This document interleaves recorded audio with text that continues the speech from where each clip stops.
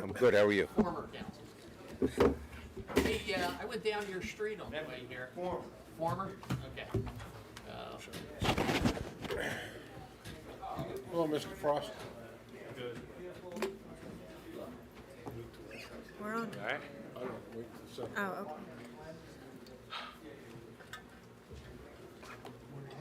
Yeah, it's right. Here all the way. Yeah. Calling the meeting to order. Let's rise for a flag salute, please. Dennis, will you lead us? I pledge allegiance to the flag of the United States of America and to the republic for which it stands, one nation, under God, indivisible, with liberty and justice for all. Good job, Mr. Mayor. You got it. All right. City Clerk Keith, may I have a roll call, please? Councilmember DePamphlis. Councilmember Dill. Here. Councilmember Garrity. Here. Councilmember Johnston. Here. Councilmember McGuigan. Here. Councilmember Owen. Here. Council President Habercorn. Present. Also present is Mayor Tapp, City Administrator Frost, City Clerk Keith, City Solicitor Smith, City Engineer Schneider. Pursuant to the Open Public Meetings Act, adequate notice of this meeting has been provided.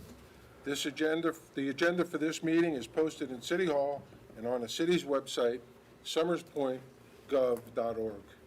Pursuant to City Code A 266-8P, and to afford everyone an opportunity to address the governing body, the public may speak only one time and not to exceed 3 minutes.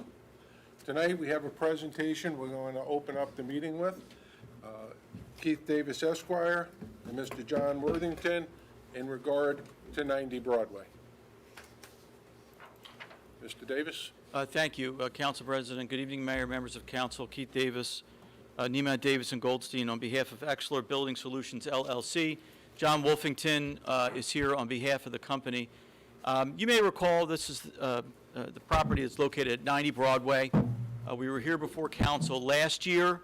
We made a presentation with our professional team to propose the demolition of the existing 17 residential units on the property and to construct in its place what we believe is a very aesthetically attractive, high-end luxury townhome development that will take advantage of the bay views and be a positive addition for the city of Summers Point.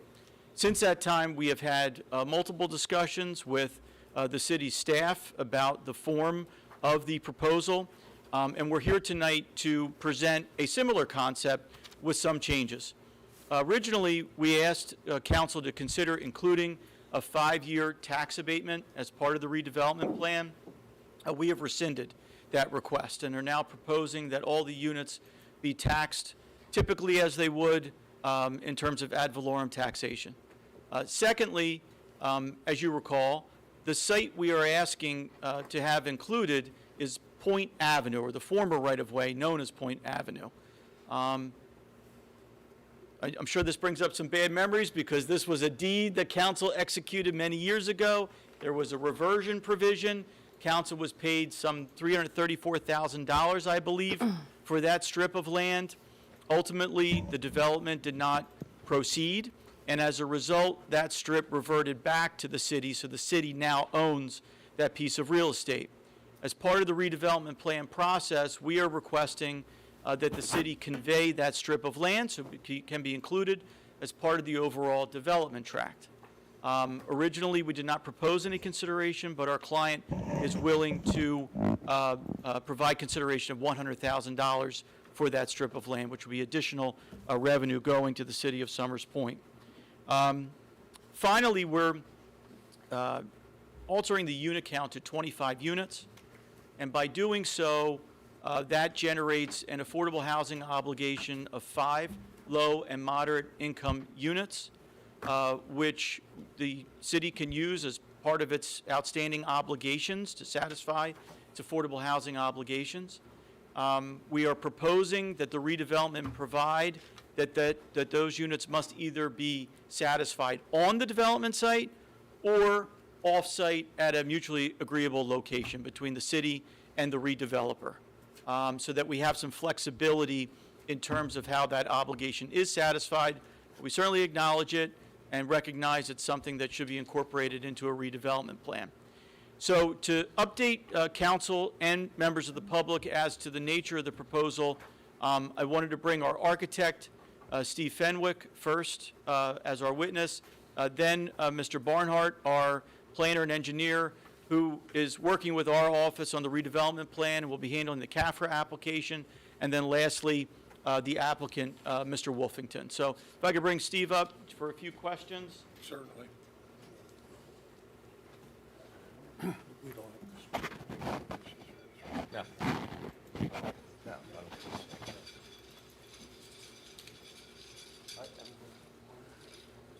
Yeah, if you can.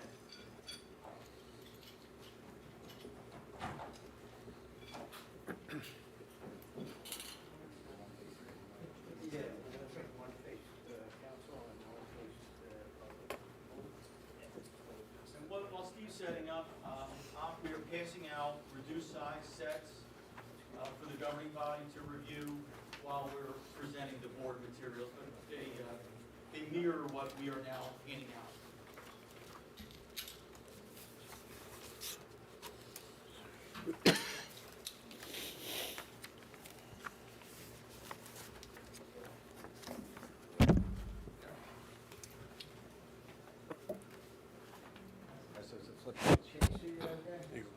There's three.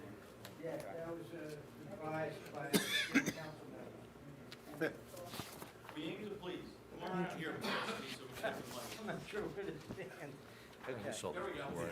So, Steve, you're working with Exeler on the application, you've been engaged to design the project that I discussed. Yes, indeed. Can you describe to the board what your concept consists of? Yes, I'm gonna, do I need the mic? Yes, you do. Right? So, can I pick it up and? As long as it works and Go very far. doesn't go very far. It's more for When you flip recording the than board, anything. yeah. Yeah, it's more for recording than, It should be okay. yeah. Oh, you know what? Yeah, there you go, John. Thank you.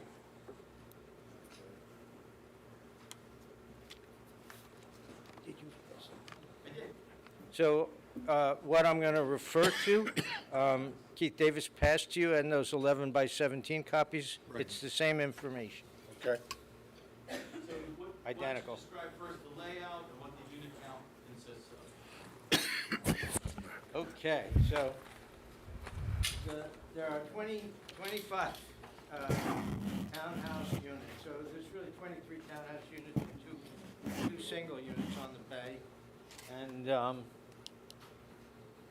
they're all designed carefully to capture the views and to provide a nice aspect of living, to provide adequate parking and common open space and views both to Broadway as well as to the bay, you know, across Broadway to the Meadows, which is very nice. So to get you oriented, this is the entrance on Broadway. There's two similar rows of townhomes here, and then there's two singles on the bay. There's a common swimming pool.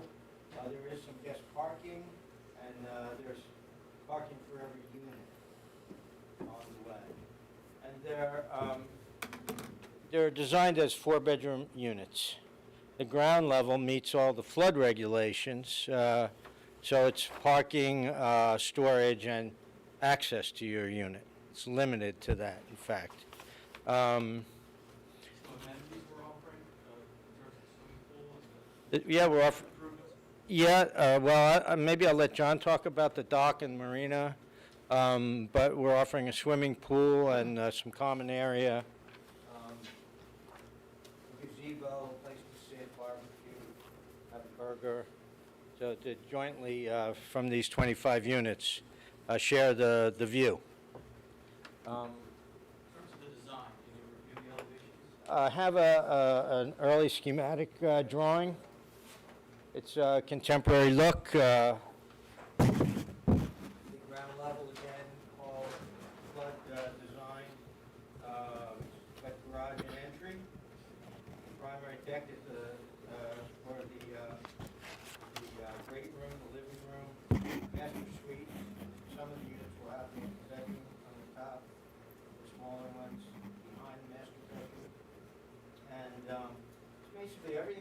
units, so every unit gets a view, primarily to the bay, and then there are decks and windows on the backs of these units. And I also brought a drawing showing photographs of the existing rental units that are there now, just for context. Fair to say units have some deferred maintenance associated with them and in need of an upgrade? Yeah, I mean, they certainly don't meet flood requirements. I mean, goodness, if there was a serious flood, they'd be seriously damaged. And although they're grandfathered in, they don't meet current building codes, wind and such. So that's our presentation. I think it's a great project. I think it's a beautiful site in the city. I think Broadway's a great street, and this will be a big addition to it. It'll pump it up. I have a good friend who lives there, and he thinks it's a great idea. Any questions for Steve? Any questions for Steve? No? What's the roof height? Oh, good question, but I don't have it with me. But it's basically a 4-story building. It meets the height, and then from the water, the state DEP has a sightline slope back requirement, so we meet all of that. But we will meet all the redevelopment code and basically meeting the municipal requirements for height. It's 3 stories over parking.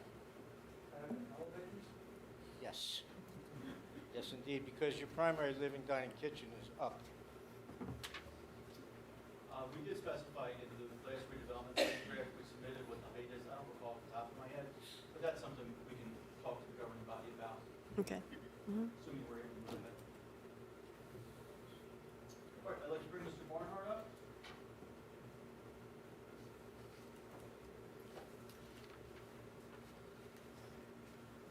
John, I know you're an engineer and planner, and you're working with the applicant on the redevelopment plan that hopefully council will find to introduce at some meeting in the future. That's correct. And in terms of what Mr. Fenwick said, the site design and the layout from an engineering standpoint, will this comport with Summers Point's site plan ordinance and be laid out in such a way that will facilitate safe traffic movement and the like? Yeah, absolutely. The layout that Mr. Fenwick has developed is not too dissimilar from what was originally approved on this site. I mean, the orientation of the building is a little bit different, but we have a two-way access, in and out onto Broadway Avenue. We will meet all the parking standards that the ordinance requires. We will meet all the stormwater management regulations per the NJDEP and the City of Summers Point. We will appropriately address trash and circulation and lighting and all the things that are in a major site plan application. We are working, as you know, we're here to discuss the redevelopment plan portion of moving this project forward. And as you heard Mr. Davis describe, redevelopment plan has a number of different elements to it. Tax abatements, all the things that you heard Mr. Davis mention. We're at a point now with this redevelopment plan is really we're looking for a redevelopment plan to create flexibility in design. All the things that developers generally seek through a redevelopment plan, our client is not pursuing any longer. The development of zoning controls that work with this project that obviously makes council and your planning board comfortable is what we are seeking with the creation of this redevelopment plan. The underlying zoning permits something very similar to what we are proposing. There are some modifications necessary as compared to the underlying zoning. But as I'm sure you probably all know, we did have a 24-unit approval on this property before. So it's very, very similar in density as to what the prior projects were that unfortunately did not move forward. So from a redevelopment perspective, I think that our request is very much appropriate. Keith mentioned earlier, Mr. Fenwick, with regard to the existing conditions of the site. The buildings on that site are not compliant in any regard with regard to flood, with regard to current building code. They are certainly not indicative of the beautiful character of Broadway and all the other properties that sit along Broadway. So this site really, truly is the definition of a redevelopment site. So we believe that a redevelopment plan is very much appropriate here. And because of the minor requests that come along with the redevelopment plan with this specific client, we think it's a relatively minor request in moving that forward. Our next step, assuming that we're able to move the redevelopment plan onto a first reading of council in the near future, our next step will be to start moving forward with the NJDEP application, because that is a long lead item, as you know. The project does require a CAFR individual permit, and we will also be seeking a waterfront development permit to allow us to have boat slips or mooring facilities at the site.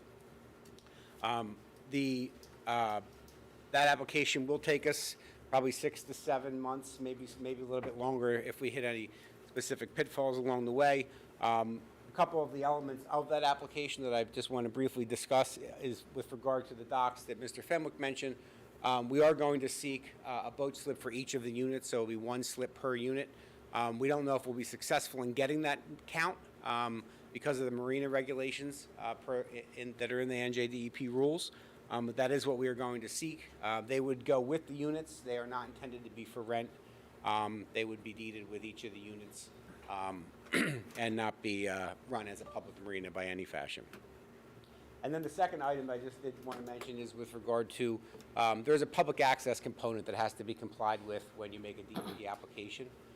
We've been successful on a couple of recent projects where the department recognizes that providing public access on a private piece of property like this type of project really might not necessarily be appropriate.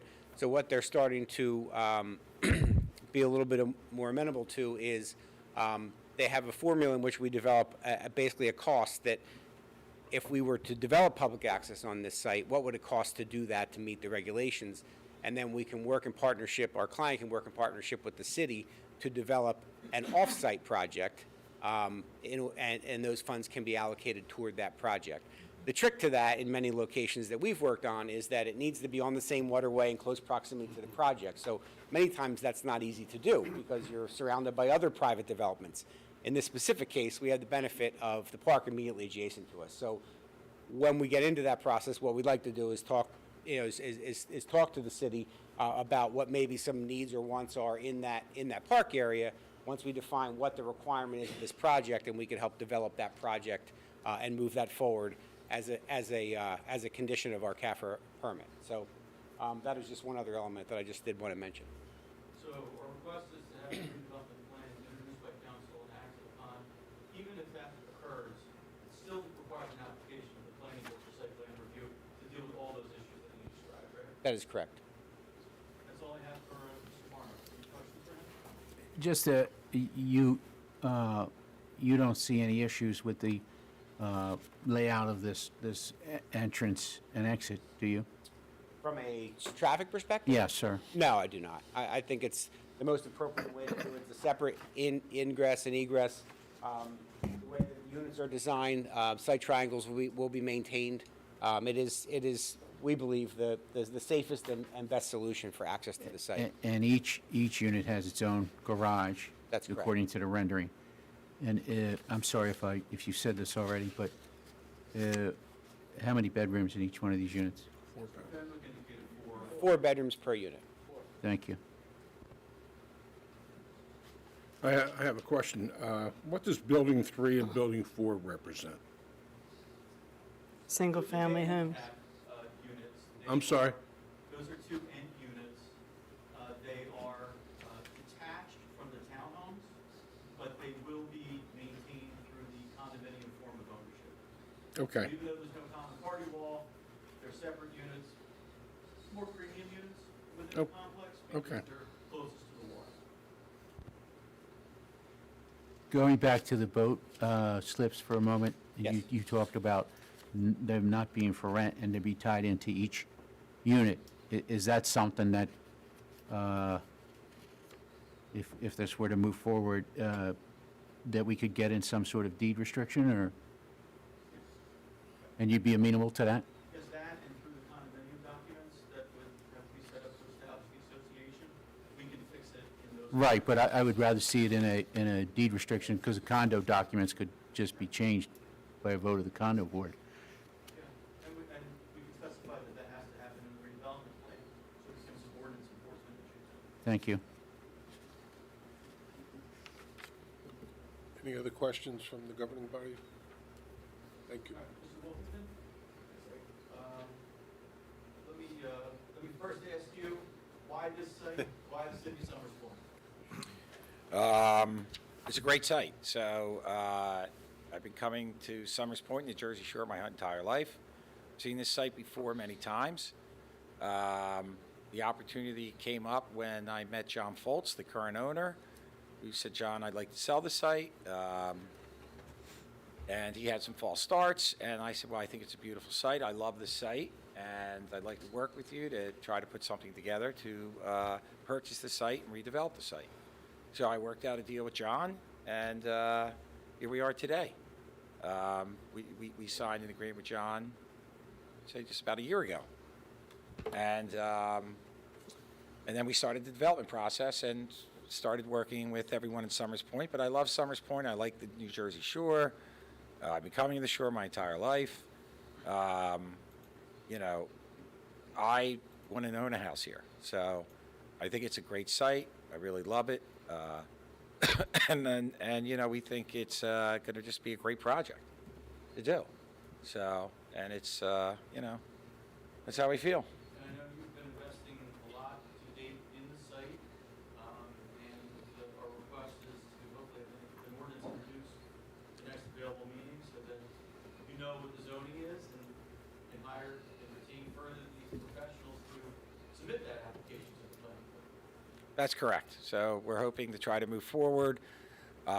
You know, I know we've been going back and forth with a lot of different issues with the site and trying to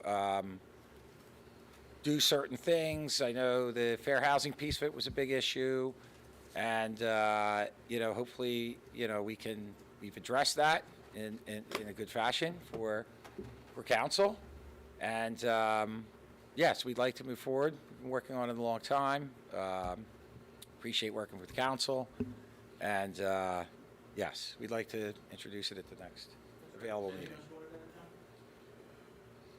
No, just great working with everyone. I'm still getting to know everyone here, so, but everyone I do know so far, it's been a pleasure and enjoy working with you. And, you know, We're going to be around to make sure we see this project. oh, yeah, absolutely. Like, we're building another project right now, just to bring it up in Linwood, a piece we bought from Sean Scarborough, sorry, I always say it wrong. But, and we just started going vertical on that project, so you're glad to go look at it. We just put in all our foundations.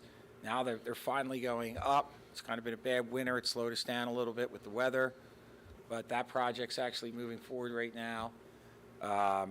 And we're working on other projects in the city that we hope to get started very soon too. So we're really excited. We're excited to have the relationship with the city and move forward. Yeah, that's it. We I do just, have a question over here. yeah, I just have one more question. With dealing with the site, with buildings and everything, does the elevation have to be raised at all? With today's building codes? Just curious. So the site elevation won't be modified too much, but the site's not really big enough to elevate it much. Right. We will elevate it slightly just to get like the garage floors and such as much out of harm's way as we can.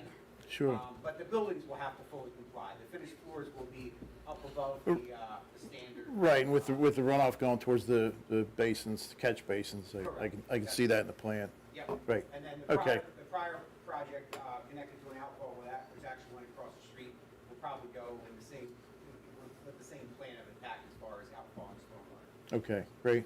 Thanks. So the affordable units on site you talked about, there's 25 units total, 5 affordable units. They're for sale units, correct?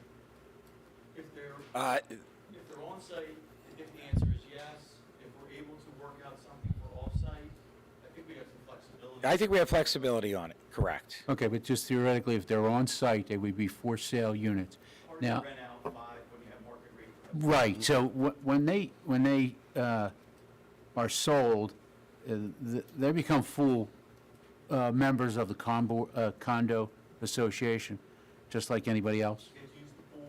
Right. Use the common amenities available to everybody else within the development. Okay. Correct. And the restrictions on that owner who takes possession of that, they can't just sell it Well, they, in next year or 5 years, or, maybe that's not a question for now, but yeah. I don't it know just, if it's a time it just, restriction. I'm just curious by that, because obviously that's going to be a very attractive place to live, Yeah. and if I have a unit that I paid a little bit less, So it's, the one restriction that is key so that they can be included as part of your affordable housing plans, low-mod units, is income restrictions. yeah, So there are guidelines based upon the average salaries in Summers Point and the region. They pick a median, and they figure out what the percentages are, and you have to qualify. So there's probably going to be a lottery process that people have to submit an application for in order to qualify to own in this community. so you will manage that? But we'll work with you and your Well- planner, and to be able to implement it, to make sure it's done in a way that satisfies your affordable housing obligations. Okay, well, we'll have to get input from our side of the fence, I guess, on how that would actually go. I don't, I've never given that much thought. A lot of times cities have their own consultants Yeah, that we'll work with. We'll put together a plan, has to be acceptable to the consultant. Yeah. And then we'll implement with their supervision and oversight. Okay. We would do. okay, thank you. So, and obviously, you sort of stated, that's not your first choice to have them on site. That's correct. Okay. All right. Howard? Yeah, I do have one question. Several months ago, we had people who currently live in the apartment complex down there. What is the update on any progress that's been made or any type of situation as of today? I know more than I do about that. Would you give Okay. an update on the status of tenant issues, Jim? Yeah, so the update on current tenants in the building, there are, I think, about 7 tenants still in the building. The current owner, John Foltz, has executed an agreement with those tenants. He's given them additional free rent. He's returned their security deposits with interest and given them additional free rent to stay for a longer period of time in the building. He actually wrote up an agreement. Some of the tenants actually had attorneys review that agreement, and the attorney signed off that it's okay to sign. Everyone has signed that agreement. There are, I think, 3 tenants who have not signed the agreement. John, I was told from John that the 3 tenants who have not signed, he could not get in touch with, or they have not returned his calls. So, for what reason that is, I'm not sure. But I think those tenants have not, are probably 8 months behind on the rent too. So John thinks that's why they did not call him, because he thinks he's calling them to get the back due rent. But that's what I've been told from John. So I'm not front lines with that issue, but John Foltz is. We are currently working on getting some agreements signed now. We're trying to be fair to everyone, as we can. I have to work with John Foltz because he's still the current owner, but we're trying to be as fair as we can. Okay, all I wanted was an update. It is being worked on, and I'm satisfied with your response. Thank you. All right, thank you. Do we have any more questions? No. If not, thank you very much. Very good. Thank you very much for your time tonight. Thank you. Much appreciated. All right, thank you. Thanks. I do have a question for the audience real quickly. Does that help to have the renderings out towards where you can see? Okay, so in the future, we'll try to make sure we do this all the time when we have people coming in. So thank you. Give them a minute to set.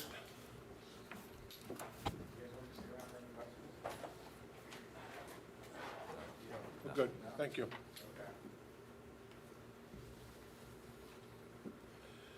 All right, going back to the agenda here, does anyone have any communications? Not seeing any communications. I would like to refer over to Mayor Tapp for his mayor's report. Oh, thank you. You're welcome, sir. Just real fast, I have a couple things. Actually, today, our city engineer, myself, Jason Frost, county engineer, and a couple of the businesses, we were all getting together. We are looking at the improvements through that. We received a grant for improvements to Shore Road, which a lot of it has to do with replacing sidewalks, handicap ramps, crossing, new crosswalks, some safety lighting for the crosswalks, and as well as we had a couple businesses come in, which is Gregory's as well as Josie Kelly's. And through this grant, we are looking to put a type of like raw iron fence, a low barrier, so that way it would prevent anyone from coming out of those two establishments. You know, you go there, you get liquored up, and you walk right in Shore Road and get killed, and we're looking to prevent that. So that's something that we were looking at, something decorative with planters, try to make it look very nice. That would go from Delaware Avenue to Summers. And I'm actually very excited about that. I think it's going to really clean that area up very nicely. Also, since we had the county engineer, he believes that work will soon start on the repaving of MacArthur to Annie. As you know, you come out of Ocean City or coming up MacArthur, you go up Shore Road. You know, it's like landmines went off there. You know, and I know that they've been doing the best to patch it, but it definitely needs to get done. We did find out that there is a collapsed storm drain that will have to get repaired. So that's going to help a little bit with some of the flooding. That might be some of the cause for this to happen. But he's thinking within, 30 to 60 days, they might be able to get something started there. They're waiting for the warm weather. They already gave the asphalt contract out to Arawak, and now the warm weather's here, as they're going to get ready to go. And then lastly, I just want to give a thank you to our to the tax office. You know, everybody got a report here, and between Lisa King and Emerald Hornick, we got a collection rate of 98.59%, which is a great collection rate. You have absolutely no idea. You know, before some of you guys were on council, I know Kirk and I were on council back in the day, where collection rates were so low that all the councilmen were actually out calling businesses up and saying, listen, you got to get money in, we got to get our, and this would start in November, so that way we can get all the money in. You know, and that office, they aggressively tackled collections by means, they would mail out, the monthly mailings of past due notices, emails, and they made the personal phone calls. So I want to take this opportunity to thank them. They did a great job. It helps us out so much with the budget. And with that, I have nothing else. Thank you, Mayor Tapp. Mr. Frost, do you have anything to add? Nothing this evening, sir. Nothing this evening. Mr. Solicitor? Yes, please. I had some discussions concerning ordinance number 6 of 2025 with council representing Baby Court. I'm going to ask to have an amendment to the current ordinance and an amendment to the two attached documents. Instead of going through it, if you want, I can do it. But essentially what it's going to be is that the loan amount for the parking lot is going to be changed from 1.747, I believe it was approximately, to 1.822 million, and 1.822 million. All language referencing work done on the 2.3 million for Baby Tour is going to be removed. That's not going to be part of the loan, and that's not going to be part of the document amendments. So to go through with you, I did take the time, but it's not, it's significant enough that we're going to seek to have a motion to amend, introduce it, motion to introduce, second, vote to introduce it, then you're going to amend it, you'll need a motion to amend, and once that's amended, then you can vote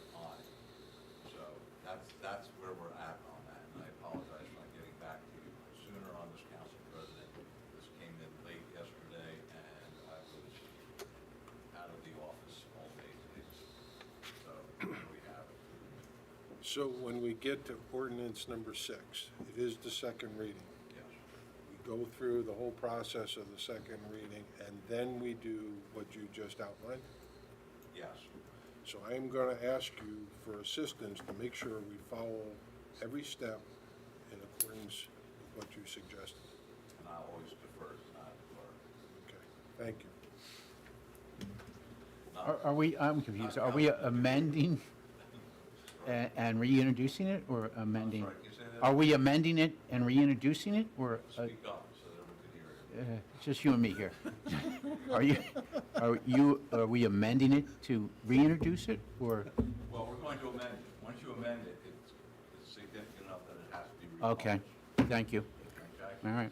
Okay, so when you say it has to be republished, just for my simple mind here, did we vote on that tonight to republish, or do we vote on it to go ahead? We're going to vote to amend it, and it'll become a first reading on the amended motion. So then we, Amended ordinance. so then we do not vote on ordinance number 6 to accept tonight. Correct. Got it. Okay. Yeah. Right now, that's as clear as mud to Sorry me, for not so getting back. please make sure that we go through that. That's okay. I just want to make sure that we follow the rules and do everything appropriate. Thank you. You have anything else, sir? No, that's not enough. That's enough. Seems like enough to me. Thank you. Thomas? So that means we don't have a public portion on it tonight then? That's correct, yeah. Okay, thank you. Thank you, Mr. Gary. It's okay. No apologies. Good Mis- job there. Mr. Snyder, what would you like to talk about tonight? Mayor stole my thunder about Shore Road Uh-oh. pedestrian improvements. Mayor Ed? Yeah, Mayor. Wilbur. All right, all right. But yeah, that project will get started soon. It'd be great to see that going forward. The Ballard Drive repaving project started construction with concrete work this week. That'll take 2 to 3 weeks, and then repaving will be probably mid to late April. And that's it. Can I ask a question? ahead, yes. And I know this is the state, but Route 9 by the golf course, I know that's going to be repaved. Do you have any timing on that? People are asking. I don't have a time frame, but typically they have to wait at least 90 days for it to settle. Right, It's going to be at least 90 days. okay. I assume it's going to be after then, the summer, because they're not wanting to close the road or it's summer traffic, so it'll probably be in the fall. Okay. It's nice that that is back That's why I open haven't again, answered. isn't it? Yeah. It is very nice. And the tunnels are really beautiful. If My anybody phone stopped ringing. get a chance to look, they're really nice. They did a Yeah, really nice looks job. Really nice over there, so. Yeah. Anything else, Mr. Snyder? No, that's it. All right, moving on. Does anyone have any committee reports they'd like to share tonight? Yeah, Council President. Go ahead, Mr. Dill. Yes, on Tuesday, March 4th at 10 a.m., myself, along with Don Dunleavy from Fire Company Number 1, Steve Horning from Public Works, Jason Frost, the administrator, and Chief Sweeney from Fire Company Number 2 met with the New Jersey State Forestry Service, and Officer Birch was the gentleman we spoke to. We discussed in detail both a controlled burn and a mechanical clearing. The areas that we touched on were Kern Field and the surrounding wooded areas around Kern Field, DeFeo Lane, both on the wooded area behind the tennis courts as well as behind the sewer plant and alongside the sewer plant area, and the Kennedy Park bank area. We discussed the controlled burn, and we have gotten on the state schedule, for the spring of 2026. The state forestry will be in charge of the controlled burn, and just to let the citizens know, it's something that we've never done before, and based on the conditions of those wooded areas, it's something that's sorely needed. In addition to a controlled burn, he also discussed a mechanical burn, or a mechanical clearing, which could start as early as this summer, based on their schedules. And that's just strictly machinery coming in and cutting down wooded areas and things of that nature that they can reach. And one thing we have to do, I heard on the news today that we're at a high fire risk, okay, in New Jersey. So this is long overdue, It will be something that's controlled by the state, and they've been very successful for a lot of years doing it in other municipalities. The key thing for us was that, A, we're on the list for the spring of 2026, and the fact that they may be able to come in and do some mechanical clearing for us starting this summer. And that's all I have. Mr. Dill, if you'll keep us up to date on that, because I think that's a critical issue that we let all our residents around there know when we're in there and doing that stuff, because there is activity. I most certainly will. I know that Chief Sweeney, along with the mayor, I don't want to leave him out, the mayor had requested this to be looked into, and Chief Sweeney's pretty much heading this up, and I've told him that any changes, or even if they're just going to come in and do mechanical clearing, that the city should be notified of it in advance. And as far as the controlled burn is in the spring, there'll be extensive advertising and things of that nature for the people in the area so that they're aware of what's going on. Thank you very much. Do we have any other committee reports? Mr. Owen? Summers Point Arts Commission, this past Saturday, over the senior recreation building on Amber Road. We just had the floral painting class. The instructor, talented Chanel Renee, she did a great job with the class. This coming week, Summers Point Arts Commission is going to be teaming up with the Police Athletic League for class 3 dates for My Grown Up and Me, whether it's a parent, grandparent, or a legal guardian, ages 6 to 10. It's only $10 per pair, child and parent or grandparent, legal guardian. Dates coming up will be at the Summers Point Youth Center, 599 Marks Road. That's 599 Marks Road. The dates are this coming Saturday, the 15th, or you could choose the 22nd, or finally the 29th of this month. And then finally, it's not enough, more than enough, we have this coming Sunday, we have the Creative Flow Writing Group from 10 to 11:30 with instructor Kenneth Thompson, and then from 11:30 to 12, if you want to share your poetry, you're more than welcome to, and that's at the Senior Recreation Building. Thank you, Mr. Owen. Anyone else? Yes, Council. I attended the Historic Preservation Commission meeting last night. They had 2 applications in front of them. One had been there previously. They tweaked their plans, brought them back. That one was approved. Both of them are on Higbee Avenue. They were additions. And the second one was also approved, but with a contingency to change the roof line. So they're going to go back to their architect and come back with a new plan for that.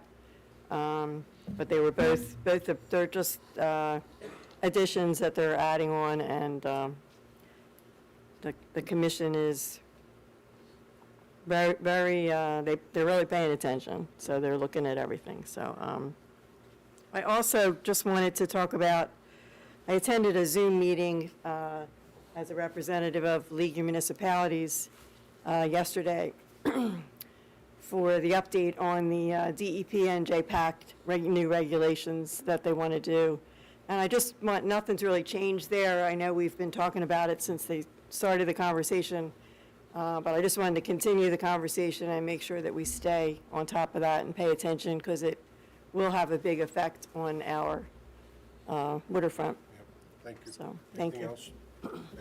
That's all. Anyone else? Mr. Habercorn, Recreation, we developed a subcommittee, and we're working on with Mr. Schneider, a master plan for our recreation facilities. And, it's going to stretch out for 10 years. And that's an ongoing process. So if anybody has any ideas, they could send them to me. That would be great.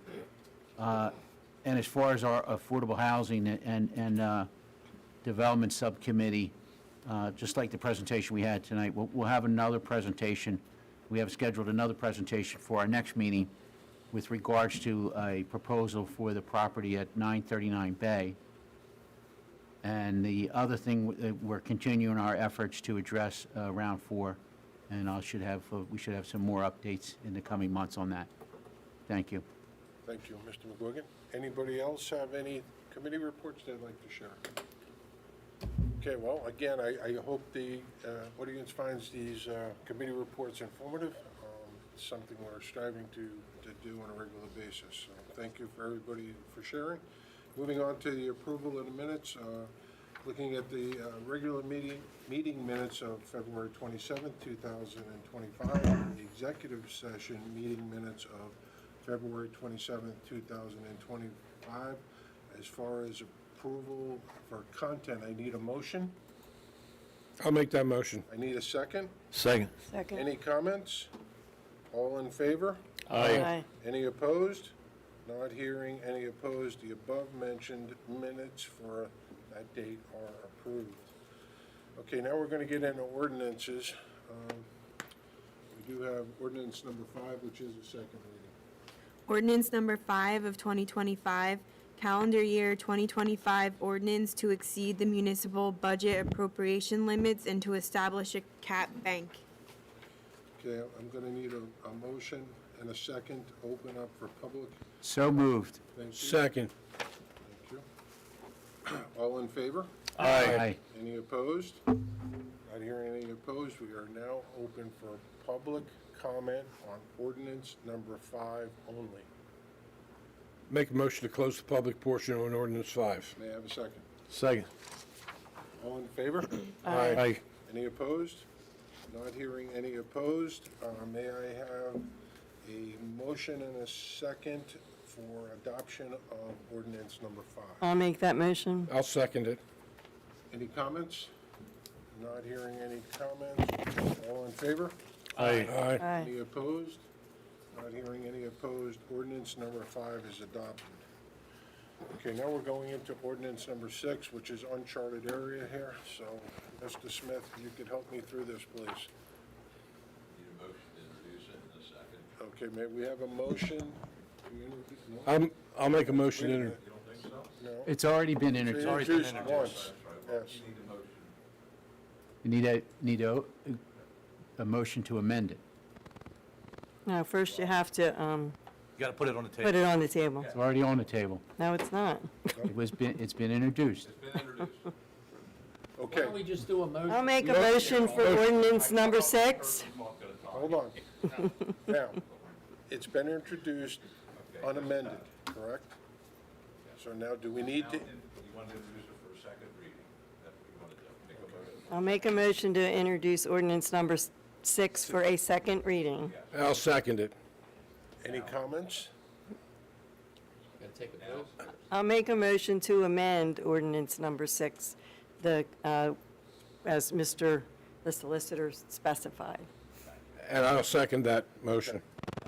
Any comments? No. Comments?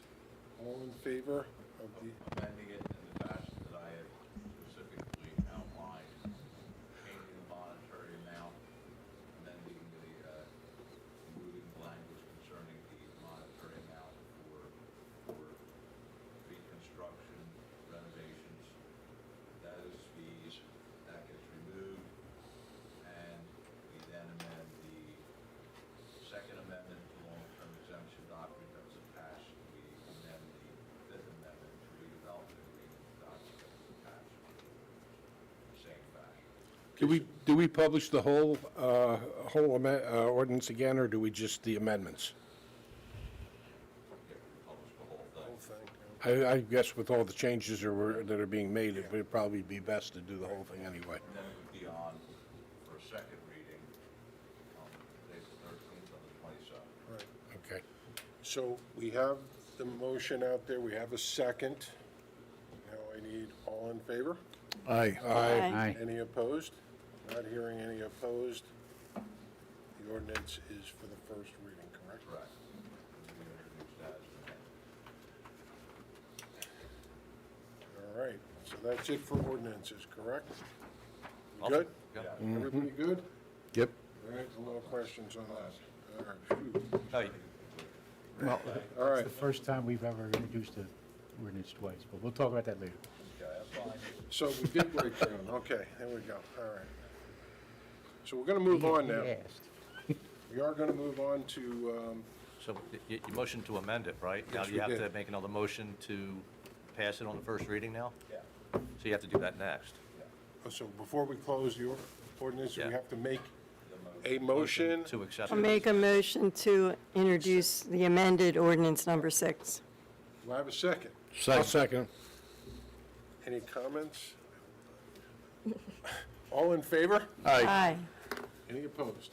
Not hearing any opposed. We good? Yes. Everybody good with this? Resolutions, Yes. baby. All right, We're good. resolutions, wow. Hope I don't have to go through that again. All right, may I have a motion and a second to open up to the public for resolutions only? I'll make that motion. Second. All in favor? Aye. Aye. Any opposed? Not hearing any opposed, we are open for public comment for resolutions only. Not seeing anyone wanting to make any comments on resolutions, may I have a motion to close? Motion to close. Second. All in favor? Aye. Aye. Public session is now closed on resolutions. We are moving to resolution number 87. Resolution number 87 of 2025, temporary budget emergency. Have a motion? So moved. I'll make that motion. Have a second? Second. Any comments? Not hearing any comments. All in favor? Aye. Any opposed? Not hearing anyone opposed. Resolution number 87 is approved. We have three resolutions on here, number 88, 89, and 94, I believe, are the three, that we will be going into executive session at the end of the meeting. Anybody that wants to wait can wait in the lobby, and we'll reach out to you and have you come back in after executive session. So, Madam Clerk, number 88, please. Resolution number 88 of 2025, authorizing executive session, advice of counsel and attorney-client privilege communication regarding the status of contractual negotiations between the City of Summers Point and the City of Ocean City regarding a shared facilities service agreement for municipal court matters. May I have a motion? I'll make that motion. May I have a second? Second. Any comments? Not hearing any comments. All in favor? Aye. Any opposed? Not hearing any opposed. Resolution number 88 is approved. Resolution number 89. Resolution number 89 of 2025, authorizing executive session, advice of counsel and attorney-client privilege communication regarding the status of potential development negotiations involving contract purchasers of 90 Broadway in the City of Summers Point. May I have a motion to approve, please? I'll make that motion. May I have a second? Second. Any comments? I have a question. Are we allowed to make comments on executive session Probably resolutions? Okay. You can't talk about the detail. But I could, Yeah. Oh, okay. Somebody could say something different there. okay, thank you. All in favor? Aye. Any opposed?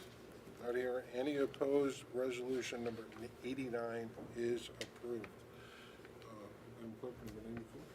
Resolution number 94 of 2025, authorizing executive session, advice of counsel and attorney-client privilege communication regarding the issues arising from the settlement between the Plantation Bay LLC and the City of Summers Point in the Mount Laurel litigation commenced in the Superior Court of New Jersey by Plantation Bay LLC, docket number ATL-L-7302-06. May I have a motion to approve?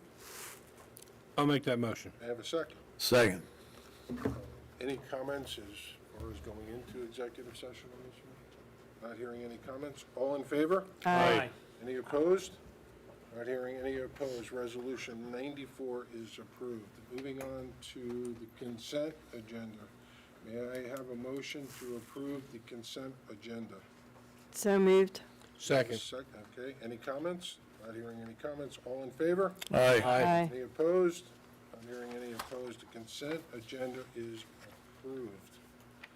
Okay. Let's see. Number 93 is done, yep. So going into old business, I did put on some old business here as related to the boat ramps, and I'd like to share a little bit from my perspective, being that I am relatively new to council. I just want to do a little preamble here, if I may. As many of you are aware, the decision to purchase the boat ramps was made before I was on city council. That decision was made, I believe, in the year 2020, and the boat ramp gates were operational last season, 2024, for the first time. I was not a part of the financial justification for this project, so I really would like to do is learn as we go through the discussions tonight what might have been the revenue estimate for such a project. In 2024, the revenue, that it means the money that we've taken in versus the expense, there was more expense, more outlays than revenue. And there's reasons for that, I understand. Tonight, as part of the boat ramp gates, as old business, I hope that direction can be given for a resolution for our next meeting to move forward with two components, at least. Identifying the season. When I've looked at what is the season, I've noticed that the season can be defined as different things, even on our city websites and within our community. For example, I did see where the season was identified as June 15th through September 15th in one spot, and I saw in another spot where it was identified as being Memorial Day through Labor Day. So there could be some confusion as to what is the season is defined. So I hope we can come to agreement on there. And the second part, as we talk and discuss, I'm hoping that we get, God bless you, some direction on the operation of the gates going forward. And at conclusion of the discussion, I will take the comments made. I will work with Mr. Frost and Mr. Smith to come up with a resolution for our next meeting on the boat ramp gates. So I'd like to have city council, anybody that has any comments, please feel free. I'd like to open this up for discussion so that both I can learn more and we can. I have, Council President. I'm going to recognize. Oh, okay. okay. Yeah, I have a few comments. So the gates, there were definitely a lot of issues. Mr. Frost has worked tirelessly to get all of these things taken care of and fixed. And I think we need to continue to do that. I think the only issue left is the credit cards. Is that the credit card isn't working, but. The credit card and the Park Mobile. Right, but the key fobs are working. And so I think that's something that we can at least start with.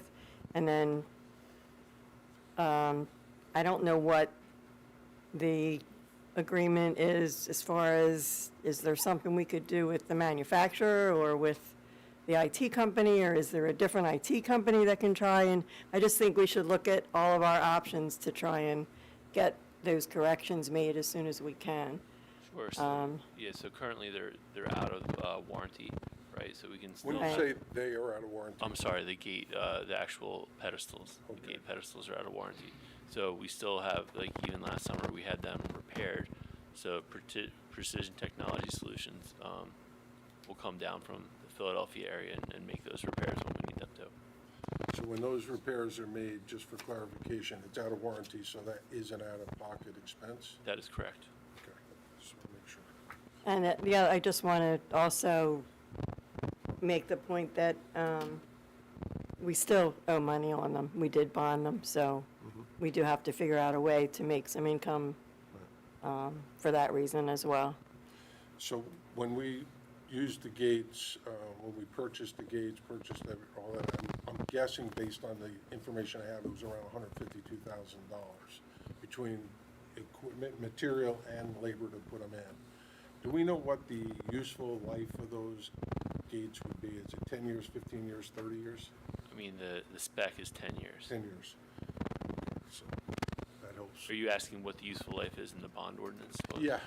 I would have to look for Okay, that. if you don't mind finding that out over the next one for me, I'd appreciate that. Thank You just quoted $152,000. Yeah, it was in round numbers because Is that all the improvements that were required, including the bollards and so forth? Bollards were paid for by a grant. Okay. But $152,000 was the outlay of the city's money? I don't know.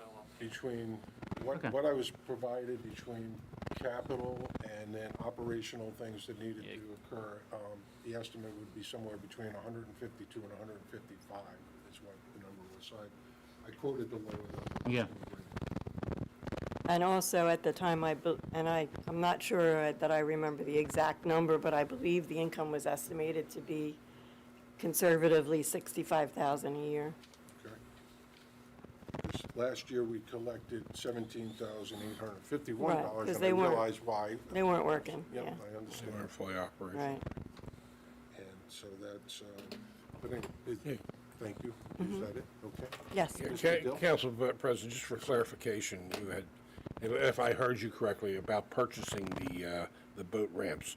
The boat ramp at Kennedy Park has been there like forever. and it's all I'm been- talking about the gates. Oh, the gates. pedestals and- Okay. and all that. Not the ramp itself. the Okay, gates all right, that are involved okay. in it. Well, I just want to let, for the public, know that the boat ramps at Kennedy Park have been there for as long as I can remember, and I've been here for 57 years. And as far as the boat ramp at the, off of Bay Avenue, that was an agreement between the state of New Jersey when they were building the bridge, okay, that they were going to supply a boat ramp for the city free of charge, okay? And there has been some back and forth about whether or not we even own that, right? Has that been cleared up? That piece of it, I believe the jurisdictional matrix, that's not in question.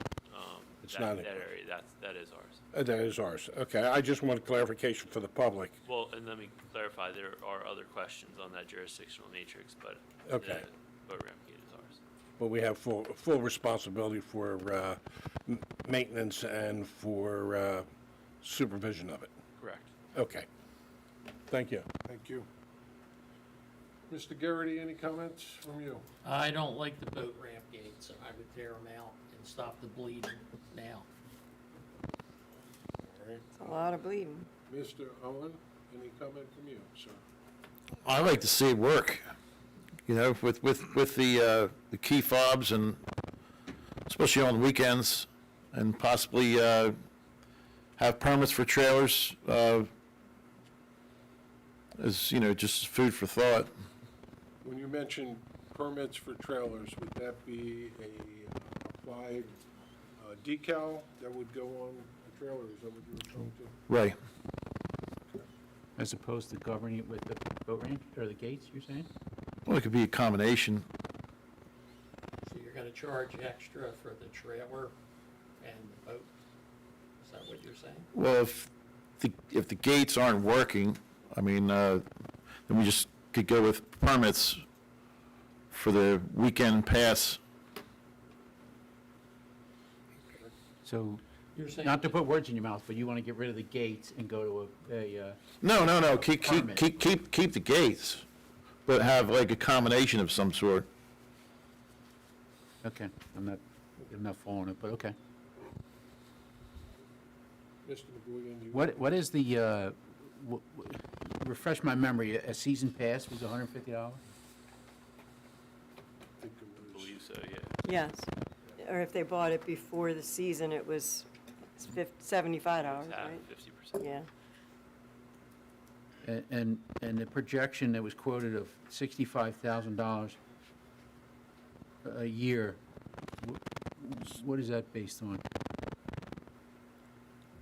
I believe it was, some of it was based on what we used to collect when we had someone down there on the weekends, just collecting. Well, all due respect, that's way off. We never collected nearly $65,000. No, that was because we were only there on weekends, so that's not the total number. We were only, they only had somebody there Friday, Saturday, and Sunday. This would be 7 days a week. If I could just interrupt, I'll just add to it, if you don't mind. There used to be someone there 7 days a week, and I've lived there 33 years.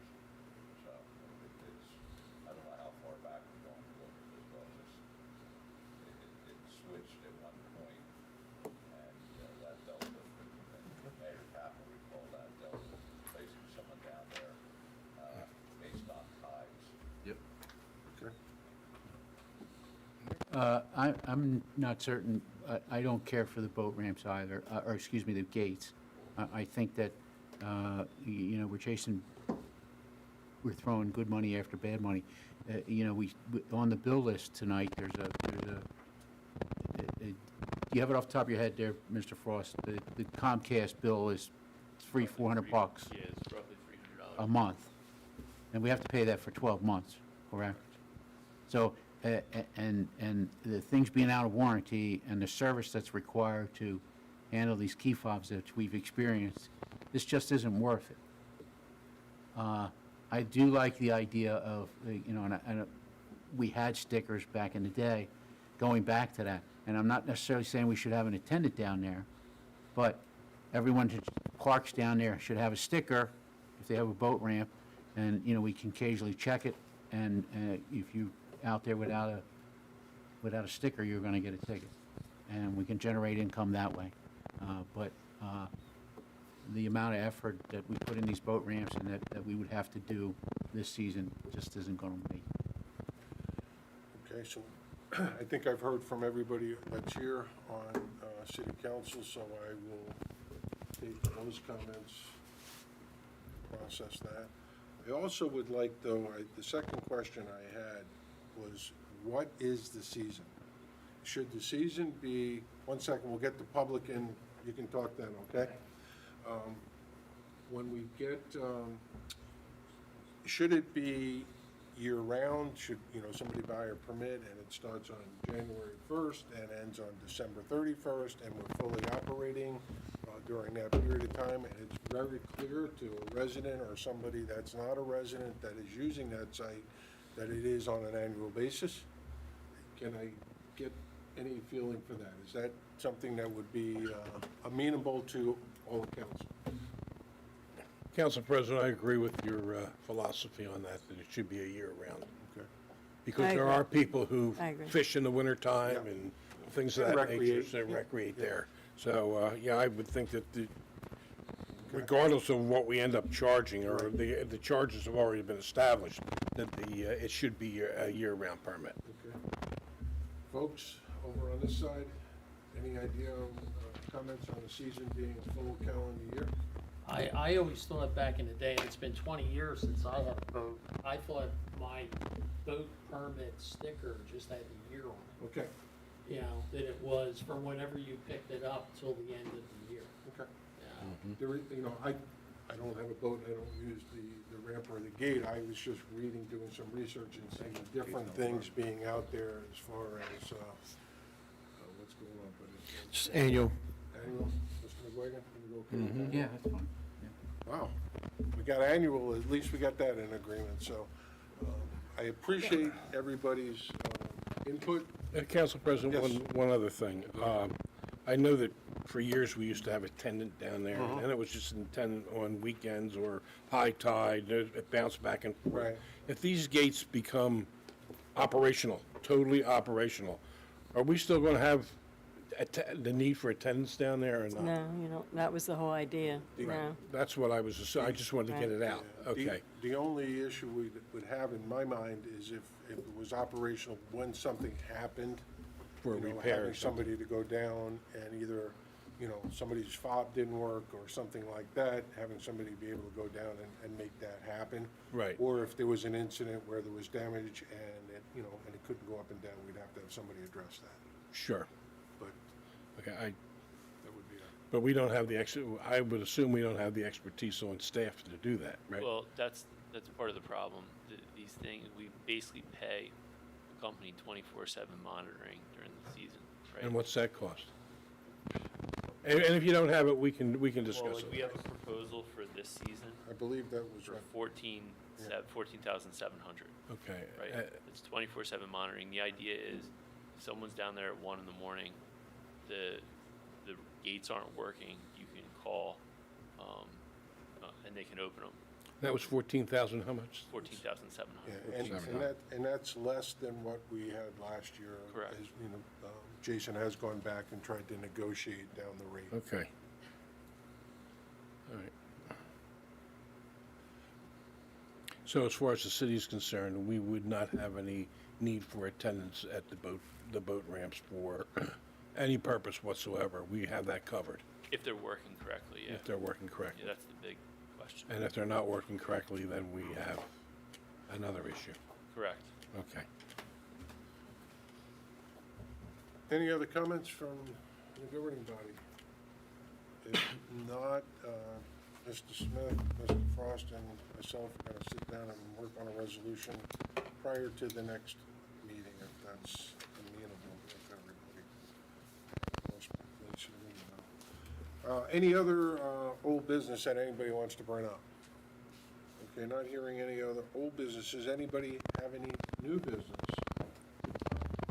Not hearing any new business. Mr. Frost, discussion of the bills, please? Sure. This evening, we have the bill list in the amount of $1,699,497.98. This is a revised bill list from the initial bill list that you all received on Tuesday. There were 2 purchase orders on there that really shouldn't have been on there, so they've been pulled. And the list in front of you that you received by email today, and it should be in your packet, is the correct updated list. Okay, thank you. Okay, may I have a motion to open for public comment, please? I'll make that motion. May I have a second? Second. All in favor? Aye. Any opposed? Not hearing any opposed. We are now open for public session. Little recap. Can you use the mic, Charlie, please? Thank you. Just so we can have. My name is Charlie Falkenstein, 41 Great Bay Court. Thank Did a you. little recap regarding the boat ramps, if I may hand them out or give them to Jason to hand out.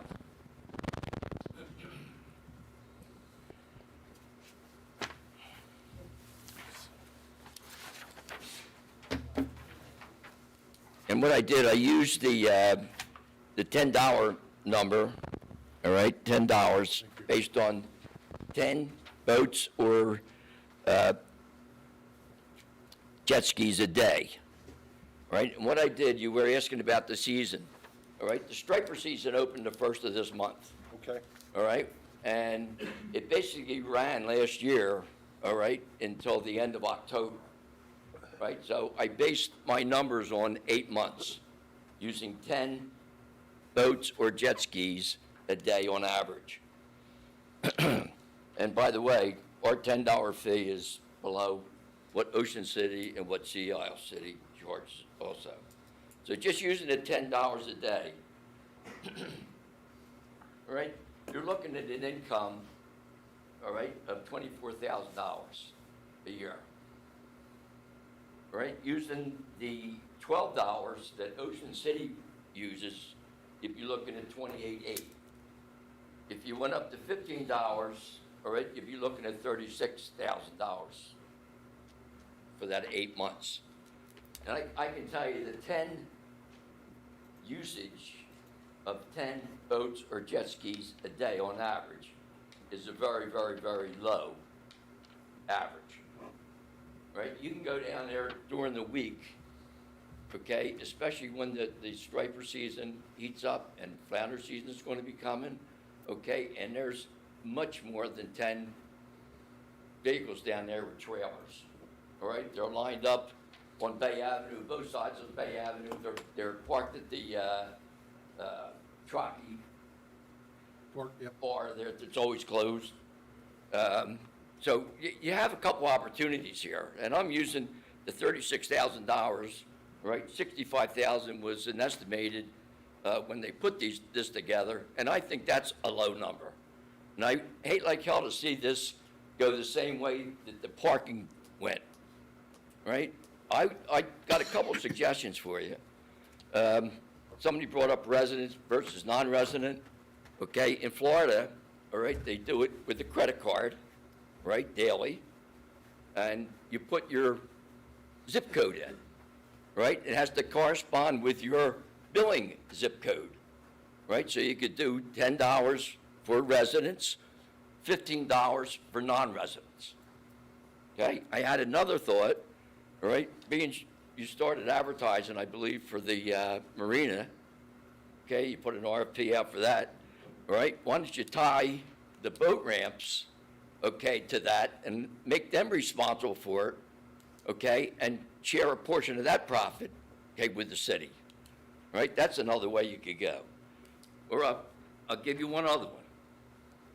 Give me 30 days, right? Let me look at the contracts, and let me give you all the contacts, okay? And let me figure out how we could get this thing going. Because I really think that you're looking at anywhere between $75,000 and $100,000 a year, okay, in usage for this. You know, you had one boat ramp down at Kennedy Park, right? Now you have 3 in the city, right? There's an opportunity here, right? And I would think that with the taxes going up every year, we would look at every avenue we can, right, to generate revenue, Okay. right? And again, my 30 days would be free, all right? And I would just like access to the contracts, the contacts, okay? There's cameras on every one of them. Who monitors that? Where do they go? Anybody know? You're supposed to be tied into the police department. Okay? And have these ramps or the lifts, have they been sabotaged, or are they just malfunctioning? They have been hit by vehicles, but mostly malfunction. Any common thread there? Usually, the malfunction is hard to tell whether it's the operator error or whether it's the actual pedestal, but the application, the Park Mobile app, as well as the credit cards, they don't always work. Okay. All right. Why does it work in other cities, up and down the coast, and it doesn't work in Summers Point? We had the same issue with the parking, with the kiosk. We do have a 3-minute, I hate to cut you off, but we do have a 3-minute, and we're past the 3-minute. So I appreciate your information. Thank you for sharing that. Do we have anyone else that would like to come up and address? Just, you name and address when you Yeah, get, please. Bill Collins, 814 Bay.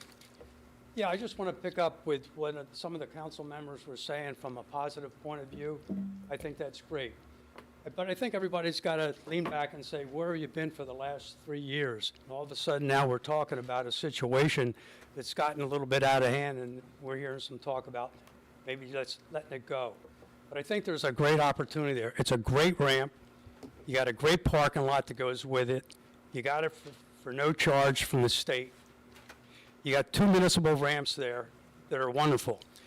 The guy that I use to haul my boat uses Summers Point because it's free. Up to that point, we were using Tennessee Avenue, okay, in Ocean City, where you have to pay. So again, it's a user fee. You use it, you pay. It's not a big deal, okay? But again, if you look at it, it's 2 sets of gates, guys. We're not talking about building the world here. South Jersey Marine, I think you know, okay, with George Robinson, he built that building from scratch, sunk 180 pilings, 20,000 square foot building in 10 months. We can't get 2 sets of gates working. I just implore you to please think it out. Don't vote against it, but vote positive. It's a plus for the city. After we were looking at almost another, as Charlie was saying, a tax increase of 2 cents, it all makes a difference. But again, you know, I just appreciate your time and effort. Between you, we got enough expertise to make it happen. You know, you got Jason here, and if we need legal advice, you know, you got Mr. Smith. You had an engineer over here. Let's put the people together. Let's get it done. Let's think it positive. Let's make it happen. We got a couple months before Memorial Day, and you know, maybe that's the target date. But if you remember last year, we were open. I think the gates were finally operable. I think it was like 2 days before Memorial Day, and then about 4 weeks after that, and then it was nothing. So, and I've been monitoring it. Like I said, I talked to 4 council members in the last year and a half about this issue. And I just appreciate your time and effort to make it happen. Thank you. Thank you, Mr. Collins.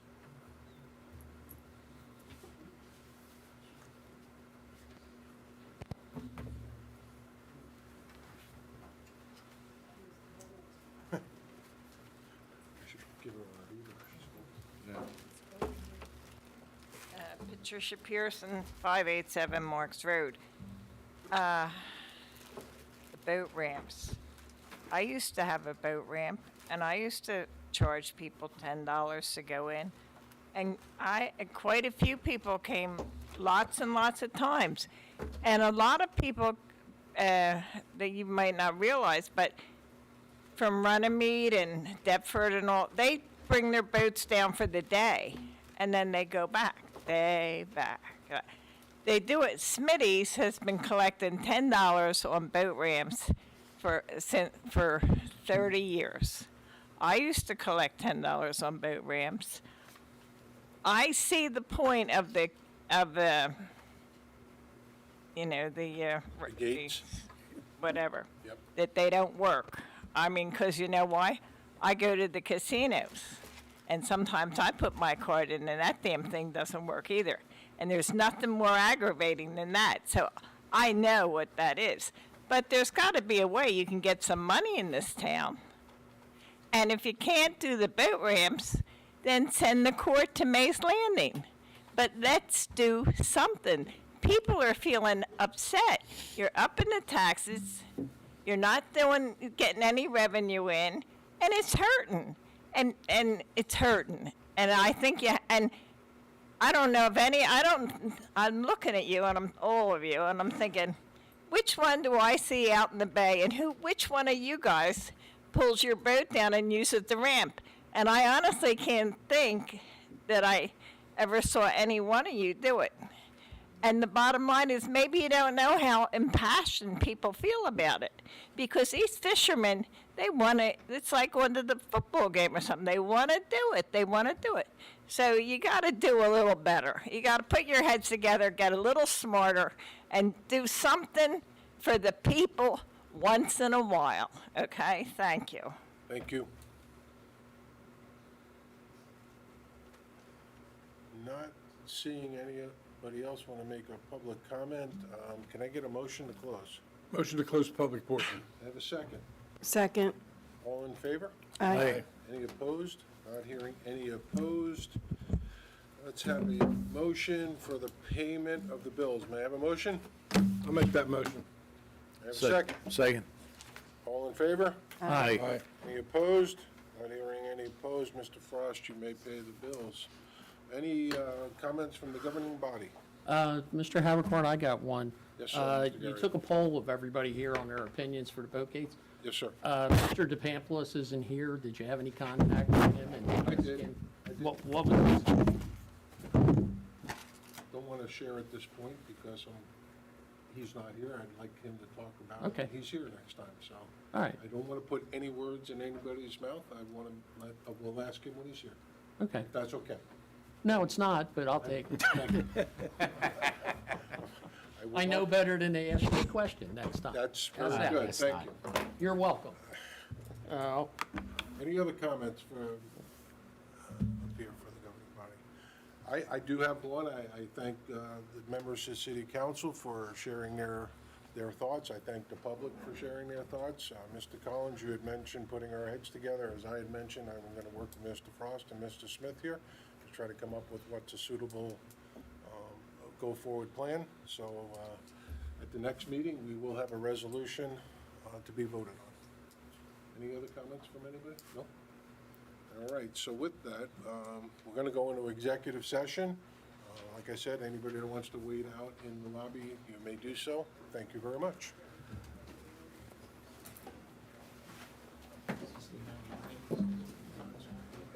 No, I get you. Take it.